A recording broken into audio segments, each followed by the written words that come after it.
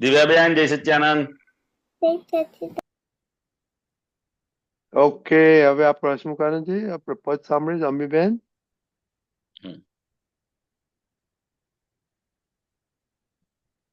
જય સચ્ચિદાનંદ. જય સચ્ચાનંદ. જય અમીબેન, સચ્ચાનંદ. હાર્દિકભાઈ મૂકો છો પદ? ઓકે, હાર્દિકભાઈ મૂકે છે પદ. Okay,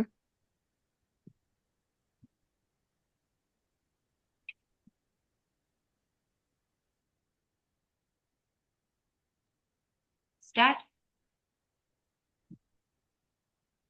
today start. હા, સ્ટાર્ટ કરો. યસ. જય સચ્ચિદાનંદ. જય સચ્ચિદાનંદ. જય દાદા ભગવાન. જય દાદા ભગવાન. જય દાદા ભગવાન. જય દાદા ભગવાન. નગર ગલી શેરી ચોટે, નગર ગલી શેરી ચોટે, ગુંજન એક જના, ગુંજન એક જના. જય દાદા ભગવાન. નગર ગલી શેરી ચોટે, ગુંજન એક જના. જય દાદા ભગવાન. નવી જ ધરતી નવી નવરસા, ઉત્તમ રસ કસપા, માતૃભૂમિ સુફલા. નવી જ ધરતી નવી નવરસા, ઉત્તમ રસ કસપા, માતૃભૂમિ સુફલા. નગર ગલી શેરી ચોટે, ગુંજન એક જના. જય દાદા ભગવાન. નવતર ચણતર નવી જ દુનિયા, નવતર ચણતર નવી જ દુનિયા, નવલા ઘડતર ધાન, નવનીત પદ સતકામ. જગ કરુણાનિધિ, જગ કલ્યાણક કરુણાનિધિ, હે શાશ્વત સુખધામ, નિત નિર્મળ નિષ્કામ. નગર ગલી શેરી ચોટે, ગુંજન એક જના. જય દાદા ભગવાન. જન્મ મરણની પૂર્ણાહુતિ, જન્મ મરણની પૂર્ણાહુતિ, નિજ ક્રાંતિ વિક્રાંત. જય સ્ફુરણામય ગાન, જય સ્ફુરણામય જ્ઞાન. સકળ જગતના પડઘા કૂદ્યા, સકળ જગતના પડઘા કૂદ્યા, પહોંચ્યા જય બ્રહ્માંડ. જય નિર્માણી વિરામ. નગર ગલી શેરી ચોટે, ગુંજન એક જના. જય દાદા ભગવાન. બ્રહ્મ સકળના અડિટ વિધાતા, બ્રહ્મ સકળના અડિટ વિધાતા, અમૂર્ત શિલ્પક શાન, સ્થિર નિર્વાણી વિતાન, નિરાગી ઘડતર સતચિત આનંદ, હે ઇલમી સતકામ, સ્વધર્મ કાંત કલા. જય દાદા ભગવાન. નગર ગલી શેરી ચોટે, ગુંજન એક જના. જય દાદા ભગવાન. સિદ્ધ મંદિરમાં અમૂર્ત શિલ્પી, સિદ્ધ મંદિરમાં અમૂર્ત શિલ્પી જય દાદા ભગવાન तीर्थ भूमि तू जहाँ अबोल गायक अवाच्य वाणी अलेख गायकी गान संज्ञा संगी सलाम जय दादा भगवान વિહંકારનું પૂર્ણ વિસર્જન વિહંકારનું પૂર્ણ વિસર્જન સર્જત કારણ સિદ્ધ સ્વાશ્રિત સુખ વિજ્ઞાન સ્વાશ્રિત સુખ વિજ્ઞાન મન બુદ્ધિ ને ચિત્ત હંકારે મન બુદ્ધિ ને चित अहंकारे पूंजत केवल नाम जय दादा भगवान नगर गली शेरी चोटे गुंजन एक जना जय दादा भगवान जय दादा भगवान जय दादा भगवान जय सच्चिदानंद हसमुखानंदी જય સચ્ચાનંદ સચ્ચાનંદ. બહુ જૂનું પદ કવિરાજનું હમ લીધું પણ આ પદ બહુ બધું આમ અંદરથી ઢંઢોળે છે હમ. અને આમાં અમુક વર્ડ થોડાક સમજવા હતા કે આ નવતર ચણતર નવી જ દુનિયા નવલા ઘડતર ગાન નવનીત હા ઈ લાઈન સમજાવો.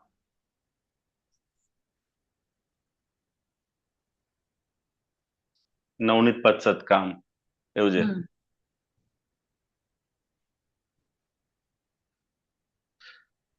પહેલું આ આપતા પુત્રો જયારે હતા આપતા પુત્રો આ પદ ફેરીની અંદર ગાતા હતા. સવારે જે ગામે ગામ જાય બધી ગામની અંદર ત્યારે ફેરી કાઢે ત્યારે પ્રભાત ફેરી કાઢતા હતા એવું છે ગામની અંદર.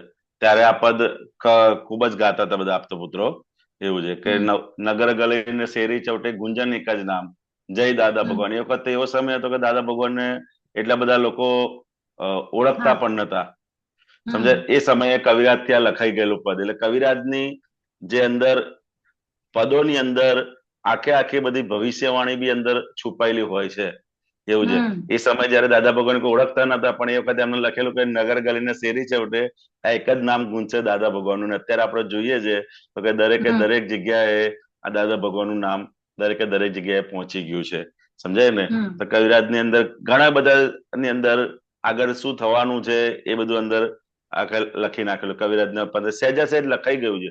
પોતે લખનાર નતા પણ સહેજા સહેજે કૃપાથી અંદર લખાઈ ગયું છે એવું છે.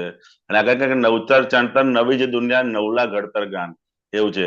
તો કે આખું જે ક્રમ માર્ગ દાદા ભગવાન કહે ને કે આખો જે ક્રમ માર્ગ હતો એ આખો ફ્રેક્ચર થઈ ગયો છે. શું થયું?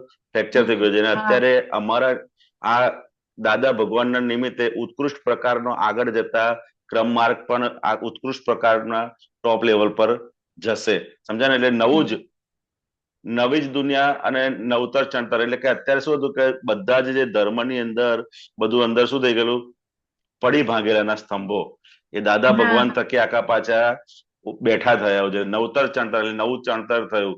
નવી દુનિયા નવલા ઘડતર જ્ઞાન કે આખું જે ધર્મની વિચારસરણી હતી એ દાદા ભગવાને આખી અંતર્મુખ કરી નાખી. જે બધી ક્રિયાની અંદર જે ધર્મ હતો એ દાદા ભગવાને આખું સમજાવી અને પોતાના ધર્મ અંતર્મુખ દ્રષ્ટિ આપી અને બધાને અંતર્મુખ બનાયા સમજાય ને. એટલે આખી નવી જ રીત એવું છે. કારણ કે આ અક્રમ માર્ગ આટલા વર્ષોમાં ક્યારેક ખુલ્યો તો આ દાદા ભગવાનના નિમિત્તે આખો અક્રમ માર્ગ એટલે કે નવું જ આખું આપણે ક્યારે સાંભળ્યું પણ નતું કે આવી રીતે સંસારી લોકો પણ મોક્ષની વાતો કરશે સમજાય ને. એના મોડે આખું જે માર્ગ હતો એ બધા કેવું હતું કે ત્યાગી અને સાધુ લોકો હોય જે લોકોએ દીક્ષા લીધી એ લોકો જ મોક્ષે જઈ શકે એવી આખી એક સમજણ હતી.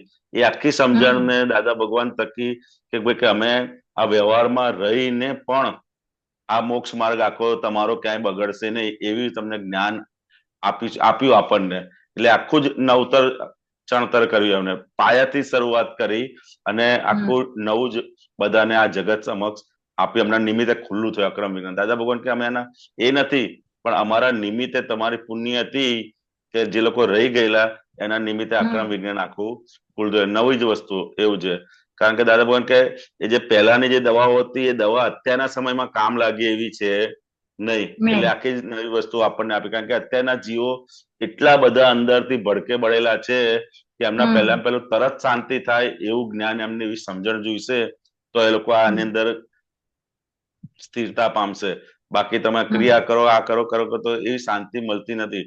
અને પહેલું એમને મેઇન ક્રાંતિ ત્યાં જ આવી કે વ્યવહાર બધો જ રાખી કોઈ પણ વસ્તુનું ત્યાગ કે ગ્રહણ કર્યા વગર તમને આખો મોક્ષ માર્ગ હાથમાં આપ્યો. એ મોટું એમનું નવતર ચણતર છે આખું, જે ક્યારેય પોસિબલ હતું નહીં. આ દાદા ભગવાનના નિમિત્તે સંસારના લોકો સંસારમાં રહી અને મોક્ષ તરફ આગળ વધે. આવું ક્યારેય નવતર ચણતર થયું એ દાદા ભગવાનના નિમિત્તે નવી નવતર ચણતર અને નવી જ દુનિયા. જ્ઞાન મળ્યા પછી આપણે પોતાને પણ જોઈશું ને તો પણ આખી આપણી અંતરની દુનિયા આખી બદલાઈ ગઈ છે.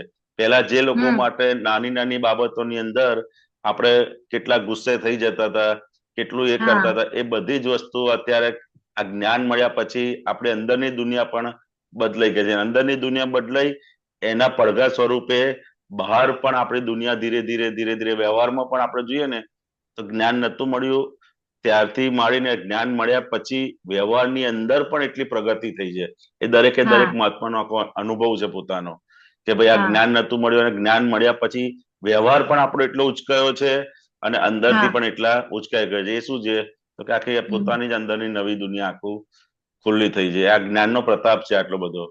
એટલે કવિરાજ તો બધું આગળ લખી જ નાખતી છે. ભવિષ્યવાણી હોય એ એમના પદમાં નૈમિતિક રીતે આખી વણાઈ જતી હોય છે એવું છે. બરોબર ને? તો આગળ નીચે જવા દો. હા, એક નીચે નિરાગી ઘડતર છેક છેલ્લી લાઈન કઈ છે? અબોલ ગાયક વિઅંકાર, અને પછી હજુ નીચે એક લાઈન હશે જ. તો 4 અનુયોગનું એક લાઈન હતી. આની નીચે છે હજુ લાઈન? હા, દ્રવ્ય કથા કરણાનો યોગ તણો પરમાર્થ એવું છે. જ્ઞાની પૂર્ણ વિરામ. એ પછી અસ્ત મજા રક્તના રાગમાં ગુમ્મત દાદા નામ જય દાદા ભગવાન એવું છે.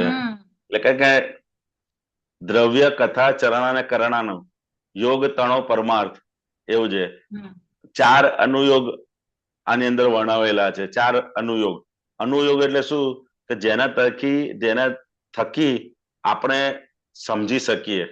સમજાય ને? એટલે પેલું દ્રવ્યનું કથાનું યોગ આવે કે કઈ પણ વાતને તમારે સમજવી હોય જાહેર માણસની અંદર તો એક કથાઓ દ્વારા તમને સમજાવે કે ભાઈ આમ હતું અને આવું થયું અને આમ થયું, પછી ભગવાને આમ કર્યું અને આ દુષ્ટનો વિનાશ કર્યો એટલે કે સત્યનો વિજય થયો. એમ કરીને આખી કથા દ્વારા તમને સમજાવે. એ કથાનું યોગ કહેવાય આખો. કે એ કથા દ્વારા તમને બધા એ જ્ઞાન આપે. સમજાય ને?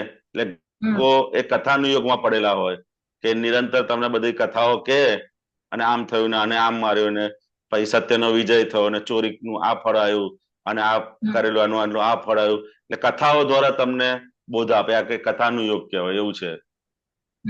પછી આવે કરણાનું યોગ. કરણાનું યોગ એટલે આપણે ગણિતના આટલા રાજલોક હોય છે, 14 લાખ રોજ, પછી આટલા બ્રહ્માંડ, એ બધી આખી ભૌગોલિક જે બધી માહિતી આપે ને એ બધું કરણાનું યોગ કહેવાય. સમજાય ને? ભૌગોલિક માહિતી બધું આપે. ભાઈ આટલા રાજલોક હોય છે, પછી આટલા તીર્થંકર ભગવાન હોય, સંખ્યાની વસ્તુઓ જે કઈ આવે ને એ બધું કરણાનું યોગમાં આવે. એટલે એના દ્વારા તમને બધું સમજાવે. ભૌગોલિક માહિતીથી માંડીને એ બધું કરણાનું યોગ આવે. પછી આવે ચરણાનું યોગ આવે. એ ચરણાનું યોગમાં મોટા જે રાજપુરુષો હતા અને એ લોકો જ્ઞાન માર્ગમાં કઈ રીતે આગળ વધ્યા એ આખું વર્ણન એ ચરણાનું યોગની અંદર હોય. સમજાય ને, કે હા એ લોકો હા કેવી રીતે કઈ તપસ્યા કરી, એમને શું કર્યું, એમને આ કર્યું, કે કઈ રીતે એ લોકો આગળ વધ્યા, એ આખું ચરણાનુયોગની અંદર હોય. અને હમ ચોથો આવ્યો દ્રવ્યાનુયોગ. દ્રવ્યાનુયોગ એટલે શું, તો કે આત્મા શું છે, જીવ શું છે, અજીવ શું છે, આત્મા સંબંધી કઈ પણ વાત હોય, ખાલી આત્મા સંબંધી જ વાતો કરતા હોય, આખો દ્રવ્યાનુયોગ હોય. એટલે કોઈ પણ હમ બહારના જે વ્યવહારના જ્ઞાનીઓ હોય ને, એ ચારમાંથી આ યોગની અંદર, એક જ યોગની અંદર હોય. એમની વાણી આખો તમે અભ્યાસ કરે, જે મોટા મોટા લોકો અભ્યાસ કરી શકે, એ અભ્યાસ કરે હા ને એટલે લોકોને ખ્યાલ આવે કે આ ચાર યનયોગમાંથી આ એક જ યનયોગ, કોઈ આખો દિવસ કથાની જ વાત કરતા હોય, કોઈ હોય તો આખો ખાલી આત્માની જ વાતો કરતો હોય, સમજે, હમ કોઈ હોય તો કે રાજલોકની એની જ વાતો કરતો હોય, હા સમજે ને. હા એમ એ ચારે ચારમાંથી એક જ અનુયોગમાં એ પોતે હોય. પરંતુ જ્ઞાની બરાબર પુરુષ અને તીર્થંકર ભગવાન એ હમ એકની જ વાણી એવી હોય કે એ ચારે ચાર અનુયોગ આની અંદર આવી જતા હોય. સમજાય? ચારે હમ ચાર અનુયોગનો સમાવેશ એ જ્ઞાની પુરુષ અને તીર્થંકર ભગવાનની વાણીની અંદર એ ચારે ચાર અનુયોગ આવી જતા. બાકી એવી બીજી કોઈની વાણી ના હોય, એ કોઈને કોઈ અનુયોગની અંદર એ હોય જ, અને એક જ સાઈડ નું એને ખુલેલું હોય. કોઈનું દ્રવ્યનું તો ખાલી આત્માની જ વાતો કર કરે, પછી એને કથાની એવું તેને ના હોય. પછી કોઈ કથા વાળો તો એ કથાની જ વાતો કર કરે. પછી કોઈ આ કર્ણાનુયોગ હોય તો ભાઈ આ તપ કરો, આવી રીતે આમ કરેલું, આ તપ કરો, આ સાધના કરો, અને આ કરો, એનું આ કરો, એમાં રહેલો હોય. ખ્યાલ આવ્યો? પછી કોઈ પેલાનું 14 રાજલોકમાં આ છે, આટલા નર્ક, 7 નર્ક છે, અને 7 દેવલોક છે, ને 7 આ છે, ને આટલા પૃથ્વી છે, ને આ હમ છે, ને તે છે, એ એની અંદર પડેલો હોય. તો એની એ હમ સ્ટાઇલ નું બધું ચાલતું હોય. પણ ખાલી જ્ઞાની પુરુષ એકલાની વાણી એવી છે કે ચારે ચાર અનુયોગ થી એ અંદર આવી જતી હોય. બાકી બીજા કોઈની વાણી એ અંદર આવી શકે નહીં. એટલે અંદર લખે છે ને, બહુ મસ્ત કવિરાજ ને એકલી એક જ લાઈન ની અંદર એટલું બધું અંદર આપી દીધું છે જ્ઞાની પુરુષ નું વર્ણન, એવું છે. હમ હમ પૂર્ણ એટલે જ્ઞાની પુરુષ ને બધા જ ખૂણા દેખાતા હોય, અને આ લોકો એક એક બધા જ હા એક જ માં જ રહી ગયા હોય, એક જ સાઈડ નું એમને હમ ખુલ્લું રહ્યું હોય. એટલે તમને એક હમ જ સાઈડ, તમે એની વાતો સાંભળો તમને પણ પછી એમાં થાય કે આત્મા સિવાય બીજું કશું નથી, બધું છોડો, બધું આમ કરો, હા એવું જ હોય. પરંતુ આપણે બધા મહાત્મા હોય, જે જ્ઞાનીની વાણી સાંભળી હોય, તે બધી જ વસ્તુને એક્સેપ્ટ કરે અને એક જ વસ્તુ હા બધી રીતે સમજી શકે. એટલી બધી આ હમ જ્ઞાનીની વાણીનું બળ હોય છે અંદર. જ્ઞાની પુરુષ અને તીર્થંકર ભગવાન એ બે સિવાય આ ચારે ચાર અનુયોગ કોઈની પણ વાણીમાં જનરલી હોય નહીં, એવું કે છે. બરાબર. સમજાય ને? એને જે એટલે શાસ્ત્રો આપણે વાંચ્યો હોય છે. હા રાઈટ, એટલે આપણે હવે સમજી બી શકીએ, કોઈ કહેતું હોય તો આપણે સમજી જઈએ કે એમને આટલું જ એમનું હા આટલું જ એમને ચશ્મામાં આટલું જ દેખાય છે, એટલે એટલામાં જ એ ફરી રહ્યા છે. હા, એવું છે. એ પણ એ બી ઘણું બધું કહેવાય એવું છે. આપણે હા એને પેલી રીતે ના જોવાનું હોય, એક ના ના આપણી હા સમજ એ રીતે પૂરતું નહીં. બરોબર છે, હા એવું છે. હા કારણ કે એ પણ એટલી જગ્યાએ પહોંચ્યો, એ પણ બહુ મોટી વસ્તુ કહેવાય, હા એવું છે. મોટી કે એક વસ્તુ છે. આખો અનુયોગ, હમ હા એવું છે. એટલે આપણે એ સમજણ આપણે એ રીતની ઉપયોગ લેવાની, કે એને ડાઉન માટે નથી, પણ આપણે પોતાને સમજવા માટે કે જ્ઞાની પુરુષની વાણી કેવી હોય છે. એમ કે બધી હમ વસ્તુ એવી વાણી આપણને સાંભળવા મળી, જેવું છે. આ જ્ઞાની હમ પુરુષની વાણી આપણને એવી સાંભળવા મળી કે જેની અંદર ચારે ચાર અનુયોગ આવી જાય છે. એવી વાણી સાંભળવા મળે ને, એ બી બહુ મોટી. એ તીર્થંકર ભગવાનની વાણી હોય, અને એમના પછી આ જ્ઞાની પુરુષની વાણી હોય, અને આપણને સાંભળવા મળે. એટલે અત્યારે આપણું પેલું જે પુરુષાર્થ ચાલે છે ને, તેની અંદર હા આપણને હા થવો જોઈએ કે ચાલો આવી વાણી આપણને સાવા કાનને સાંભળવા મળી, સામ- એ બી આપણે બહુ મોટી પુણ્ય કહેવાય, એવું છે. કે ભગવાનની રાઈટ. વાણી ડાયરેક્ટલી આપણને સાંભળવા મળી, એ બી બહુ હમ બહુ બહુ બહુ જ પુણ્ય કહેવાય, એવું છે. સમજાય ને? કે ડાયરેક્ટ વાણી આપણને બાકી સાંભળવા પણ મળે નહીં. નહીં. સમજાય ને? આ તો કેટલી કેટલી તીર્થંકર ભગવાન પછી આ જ્ઞાની પુરુષ આવે અને એ આપણને સાંભળવા મળી, જોવા મળી, એ બહુ મોટી વસ્તુ કહેવાયું છે. હજી એની કિંમત જેવી થવી જોઈએ એવી હજી કે ને એમાં આ નથી, એટલી શાર્પનેસ હા, નથી. એ આવશે. આજે આખો યોગાનુયોગ જે આપણો અત્યારે પુરુષાર્થ 2 દિવસથી ચાલુ થયો છે, કે હા ભગવાનની ભૂમિકા દેહે અમે નિહાળી, બરોબર. એ આખો પુરુષાર્થ નો પ્રયોગ આવ્યો કેમ? કારણ કે એ સાઈડ નું હવે ખુલ્લું જ થશે નહીં. આટલા વર્ષોમાં વિચાર નતો, અત્યારે વિચાર આવ્યો ને ખુલ્લું થયું, તે હવો થશે જ આપણને. સમજાય? થશે હવો થશે તો છે હા જ બધાને, છે જ છે બધાને, છે દરેક મહાત્માઓને. કારણ કે હા રોજે રોજ સત્સંગ હોય ત્યારે આવી જાય છે, એનો મતલબ પ્રમાણ જ એ છે કે એમને ગમે છે. સમજાય ને? હમ ગમે તે કામ છોડી, ગમે તે ઇવન ઘણા જણ તો ફાઇનાન્શિયલી લોસ કરીને પણ એ લોકો સત્સંગમાં આવતા એવું પણ આપણે સાંભળ્યું છે. એવું છે કે ભાઈ તરત હા ધંધામાં કે એમાં જે નોકરીમાં ભલે રજા પડે તો પગાર કપાય, હમ એ બી બહુ મોટી વસ્તુ કહેવાય. સમજાય ને? હમ એટલે એ શું છે કે જ્ઞાની પુરુષનો અને દાદાનો મહિમા જ છે, એને લીધે જ હમ આવે છે. એટલે આપણે એવું ના કહી શકીએ કે ભાઈ તમને આપણને નથી. છે તો ખરું, ના પણ એ વ્યક્ત કરવાની બધી રીતો અલગ અલગ હોય છે. સમજાય ને? હમ હવે હમ આપણને એક બાજુ હમ મેરેજ હોય ને એક બાજુ સત્સંગ હોય તો આપણે ક્યાં જઈએ છીએ અત્યારે? હા સત્સંગ જ ગમે સત્સંગમાં આપણને. સત્સંગમાં જ ગમે છે ને. એવું છે. ભલે હમ મેરેજમાં કદાચ જવાન થાય તો બી અંદર ગમતું નથી. હા મતલબ એ કે ફરજિયાત આ સાઈડ જવાનું વજન થયું તો મૂકેલું અલગ છે. વસ્તુ છે. હા, હમ એવું છે. મતલબ આ સાઈડ આપણે મૂકેલું છે એવું છે. એટલે આપણને ગમે છે. પરંતુ એવી કિંમત તો છે જ બધાને. પણ હજુ જે પાછલો જે માલ ખરો ને, એ પાછલો માલ આપણને અંદર આ બાજુ ધક્કા વધારે મરાવડાવે છે. એ ધીરે ધીરે હમ આ બધાનો પરિચય, સત્સંગનો પરિચય વધતો જશે. એમ કરતા એ પાછલો માલ પછી ધીરે ધીરે આપણને હેરાન કરતો ઓછો થશે. જેમ હા જેમ જ્ઞાનનો અભ્યાસ વધારતા જઈશું એમ પાછલો માલ આપણને હેરાન કરતો ઓછો થશે. બરાબર છે. આમાં એક હજી એક લાઈન છે ને, અબોલ ગાયક અવાચ વાણી હમ અલેખ ગાયકી ગાન, યકી ગાન. એ સમજાવો. કવિરાજ છે આ તો બધું. હા કવિરાજ તો હજી બધું. છે ઉપરની લાઈન છે, હમ ફર્સ્ટ પેજ આની પર. ઉપરની. હા, હાર્દિકભાઈ અબોલ વાણી, હા અબોલ ગાયક, હા અવાચ્ય વાણી. હમ. હા નીચે જ છે, ગયું નીચે. હા, બસ હા બસ બસ બસ બસ આવી ગયું. હા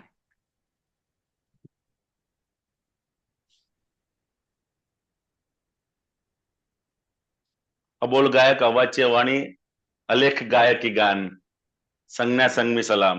એવું છે. હમ આ તો કવિરાજે બધું લખ્યું છે ને, અમુક તો આપણને પણ સમજણ પડે એવું નથી. પણ અબોલ ગાયક એટલે જે બોલી ના શકે એવા આત્માના જે ગુણો છે એ બધા અબોલ કહેવાય. એવું હમ છે કે એને બોલવાનું હમ ના હોય પણ તે છતાંય એ ગાયક છે. એવું છે.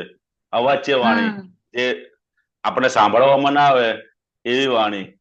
એવું છે. અને હમ અલેખી ગાયકી ગાન, જે લખી ના શકાય એવા ગાયકી ગાન, એ સંજ્ઞા હમ સંગમી પલામ, એવા દાદા ભગવાનનો નમસ્કાર કરું છું. એવું છે. એવું મને હમ સમજાય છે. એવું છે કે હા જે હા ક્યારેક ગઈ ના બરોબર છે. શકાય, જેમનું વર્ણન બોલી ના શકાય, લખી ના શકાય એવા નું ગાન કરીએ છીએ. એવું છે. એવા દાદા ભગવાનનું અમે સલામ, સંજ્ઞા સંગમી સલામ, સલામ છે. એમને સલામ હમ કરીએ છીએ. એવું છે. આ તો કવિરાજે બધું જબરજસ્ત વર્ણન. આપણે અત્યારે ખાલી વાંચીએ ત્યારે આ કામ ગાતા હોય છે ઘણી વખત, પરંતુ આ હમ પર્ટિક્યુલર આવે ત્યારે એક સહેજા સહેજ જે દાદા ભગવાન માટે લખાયું છે એવું હમ ના ભૂતો ના ભવિષ્યથી જેવું છે આ તો બધું. એવું છે. હમ એવા જેના શબ્દોના વેલ્ડિંગ પણ એક એક એવા બધા આયા છે ને કે હમ બહાર આપણને ક્યાંય મળે નહીં. એવું છે. હા વિહંકારનું પૂર્ણ વિસર્જન સર્જત કારણ સિદ્ધ. અને એક પણ લાઈન દાદા ભગવાન કેમ કે અમે કવિરાજની એક પણ લાઈન પર અમે ચેકો માર્યો નથી. સમજાય ને? હમ હમ એ કવિરાજ જે બી લખીને લાયા છે એ દાદા ભગવાને ઓકે જ કીધું છે. એમ કે એક બે લાઈન આનું આમ કરવું છે કે આનું આમ કરવું છે, આ શબ્દ અહીં મૂકવો છે, આ શબ્દ અહીં મૂકવો છે, કશું જ નહીં. હમ આટલા બધા પદો લખાયા, વિચાર કરો નહીંતર તો કેવું હોય કે ભાઈ એકાદ હા પદોમાં અંદર નીકળે કે ભાઈ તમે આની જગ્યાએ તમે આ શબ્દ વાપરો, આની જગ્યાએ આ શબ્દ. કશું જ નથી. દાદા કે એક ચેકો અમે માર્યો નથી કે. હમ એ તો આશ્ચર્ય જ છે. અને આશ્ચર્ય છે. અને આનું આપ આશ્ચર્ય અને આ છે ને, મન બુદ્ધિ ને ચિત્ત અહંકાર એ કુંજત કેવલ નામ. કુંજત એટલે ગુંજવાનું એમ. હા, અંદર ગુંજ્યા રાખે છે. એવું છે. કુંજત એટલે એનો મિનિંગ બીજું કંઈક થતું હશે. ગુંજ એવું ડિક્શનરીમાં જોવું પડશે. એટલે ચિત્ત એવું છે. અહંકાર એ કુંજત નો કુંજત મતલબ. કેવલ નામ. હા ઓકે. એવું છે. કારણ કે બીજી એક દિલ મંદિર નિવાસીમાં પણ કુંજત શબ્દ વાપર્યો છે એમને. હા કુંજિત દાદા નામ એમ કરી. એ ટૂંકમાં એ દાદા ભગવાન નું આખું દશા બતાડી છે કે આખી કેવા છે હા દાદા. કેવા એવું છે. સિદ્ધ મંદિરમાં હમ અમૂર્ત શિલ્પી જય દાદા ભગવાન. એવું છે કે આ હા સિદ્ધ મંદિર છે, એમાં અમૂર્ત જે દેખાય નહીં એવા શિલ્પી એ દાદા ભગવાન. તીર્થભૂમિ તું જહાન.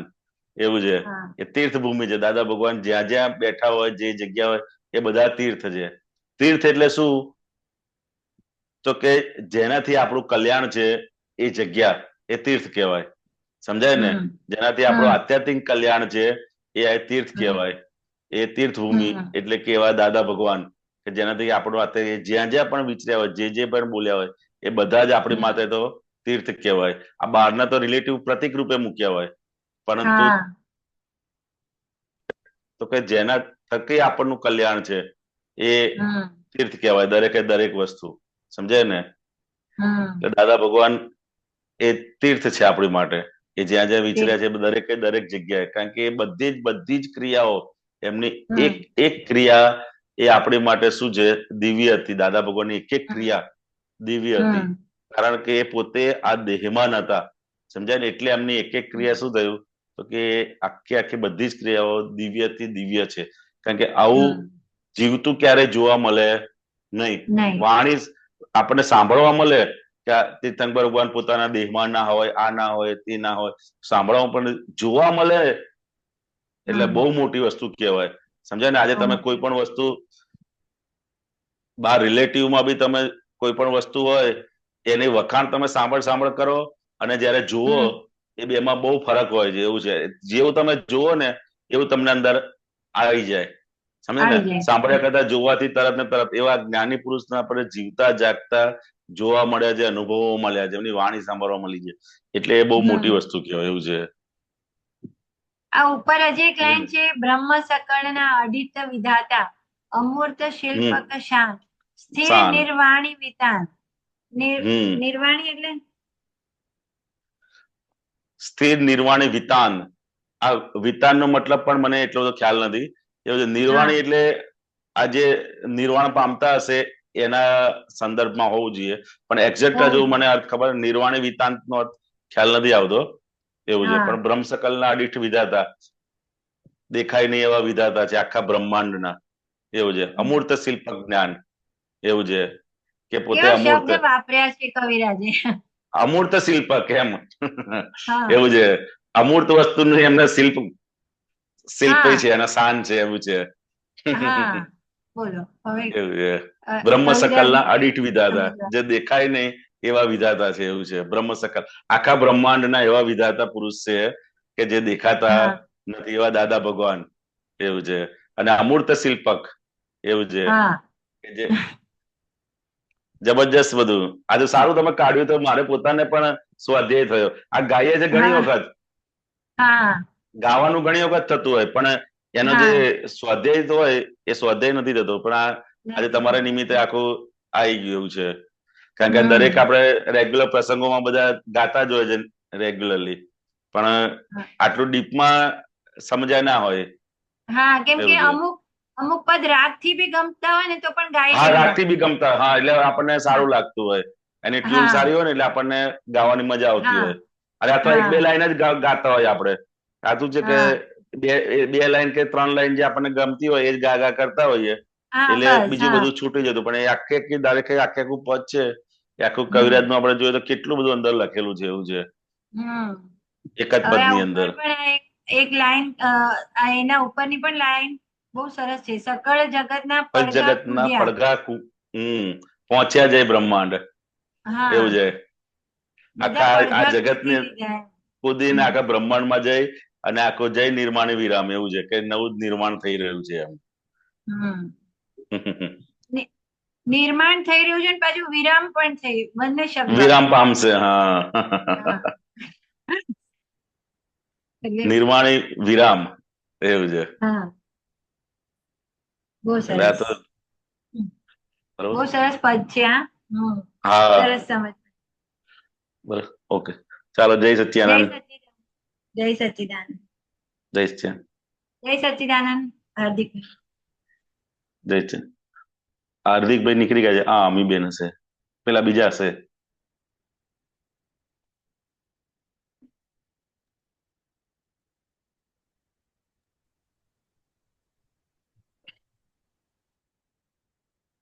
હાજી હાર્દિકભાઈ લેફ્ટ થઈ ગઈ. હા. હા કશ્યપ. અ, બધાને જય સચ્ચિદાનંદ. હાર્દિકજી જય સચ્ચિદાનંદ. હસમુખાનંદજી જય સચ્ચિદાનંદ. જય શ્યામ કશ્યપભાઈ. હા, શેર કરવાનું ઓપ્શન. हाँ, एक सूत्र थोड़ा है, ये शॉर्ट में थोड़ा इसका बताइएगा. લોક જોડે પ્રસંગ પાડવા જેવો નથી એ કુસંગ છે, સત્સંગ જોડે પ્રસંગ પાડવા જેવું છે.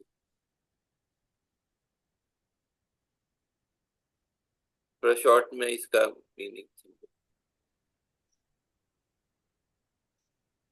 લોક જોડે પ્રસંગ પડવા જેવો નથી એ કુસંગ છે અને સત્સંગ જોડે પ્રસંગ પાડવા જેવું છે, એવું છે. આ તો સમજાય એવું છે ને કે લોકો, બહારના લોકોની જે દ્રષ્ટિ છે એ લોકો જોડે આપણે પ્રસંગ પાડીશું તે બધો જ, કારણ કે એ લોકોની દ્રષ્ટિ શું છે તો કે ભાઈ વ્યવહારની વસ્તુની અંદર જ, રિલેટિવની અંદર જ સુખ છે અને એ જ માન્યતાના આધારે એ લોકો જીવે છે. એટલે બધી જ વસ્તુઓ કુસંગમાં જાય છે, સમજાય ને. અને સત્સંગ જોડે એટલે કે ખરેખર રિલેટિવ આત્માની અંદર સુખ છે એની જોડે એ પ્રસંગ પાડવા જેવું છે. એવી રીતે. ઓકે, ખબર. હા. ભટકવાના માર્ગ ચિત્તને આકર્ષિત કરાવે તેવા છે, મોક્ષ માર્ગ ચિત્તને આકર્ષણ ના કરે. એવું છે કે બહાર જે આપણે જ્યાં જ્યાં પણ ચિત્તનું આકર્ષણ થાય છે, બરોબર, જે ખેંચાણ થાય છે, એ બધો જ માર્ગ કેવો છે તો કે ભાઈ આકર્ષિત કરનારો માર્ગ છે, ચિત્તને આકર્ષણ કરે.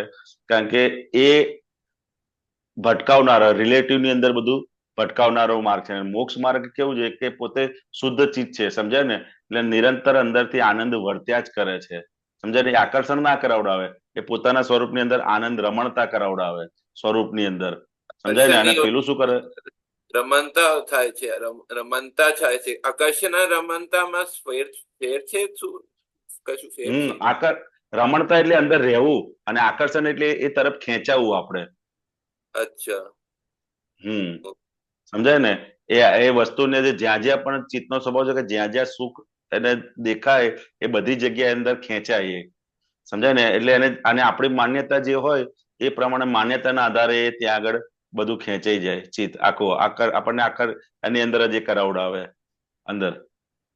બહાર ને બહાર રિલેટિવ ની અંદર જ ચિત્ત ભટક કરે. અત્યારના કાળની અંદર સૌથી વધારે ચિત્ત ભટક કરતો હોય છે, એક પૈસામાં અને વિષયની અંદર. એ બે વસ્તુની અંદર મેક્સિમમ ચિત્ત આપણું ભટકતું હોય છે કળિયુગની અંદર.